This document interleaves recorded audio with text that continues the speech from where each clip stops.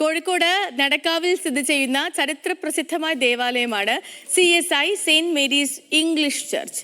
British ഭരണകാലത്ത് നിർമ്മിതമായ ഈ പള്ളി ഇന്നൊരു പൈതൃക കേന്ദ്രം കൂടിയാണ്.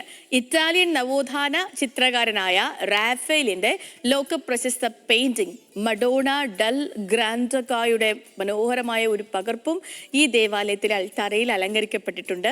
ഇവിടുത്തെ വിശേഷങ്ങളാണ് ഇന്നത്തെ ദൈവമേ കേൾക്കാം.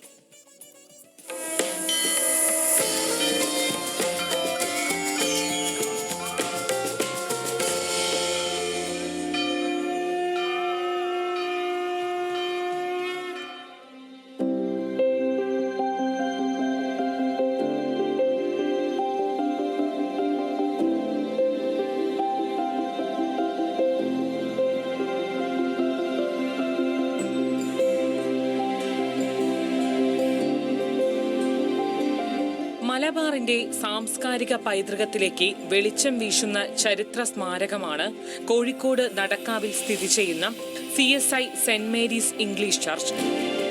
നാട്ടുകാർ ഇംഗ്ലീഷ് പള്ളി എന്ന് വിളിക്കുന്ന ഈ ദേവാലയം ഒരു ആരാധനാലയം എന്നതിലുപരി കോഴിക്കോടിന്റെ സാമൂഹിക സാംസ്കാരിക ചരിത്രത്തിന്റെ സജീവമായ അടയാളം കൂടിയാണ്. 19-ാം നൂറ്റാണ്ടിൽ മലബാർ ഡിസ്ട്രിക്റ്റിന്റെ ഭരണകേന്ദ്രമായിരുന്നു കോഴിക്കോട്.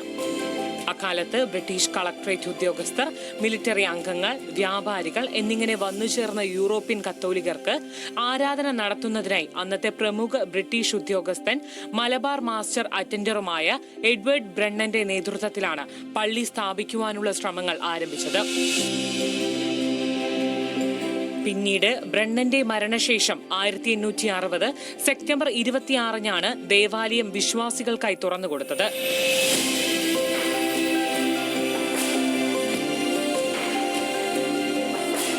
ബ്രിട്ടീഷ് ഉദ്യോഗസ്ഥർക്കും കുടുംബങ്ങൾക്കും വേണ്ടി മാത്രമായി സ്ഥാപിക്കപ്പെട്ടതിനാൽ ഇംഗ്ലീഷ് പള്ളി എന്ന് പേര് വീണു.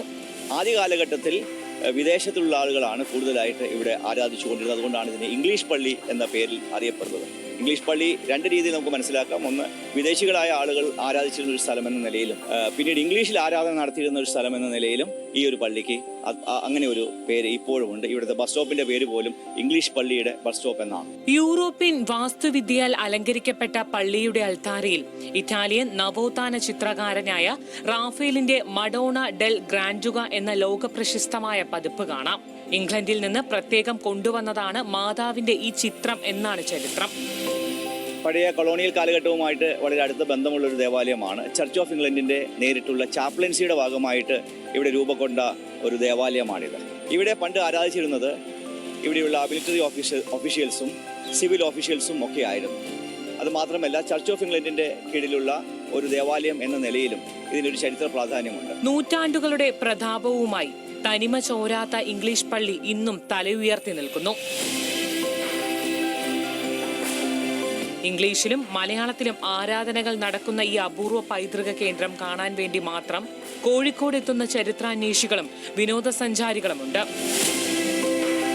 ഇൻഡോ യൂറോപ്യൻ സംസ്കാരങ്ങളുടെ ആഴമേറിയ ബന്ധത്തിന്റെ കൂടി പ്രതീകമായി കോഴിക്കോടിന്റെ നഗരഹൃദയത്തിൽ ഇംഗ്ലീഷ് പള്ളി ശാന്തമായി നിലകൊള്ളുന്നു.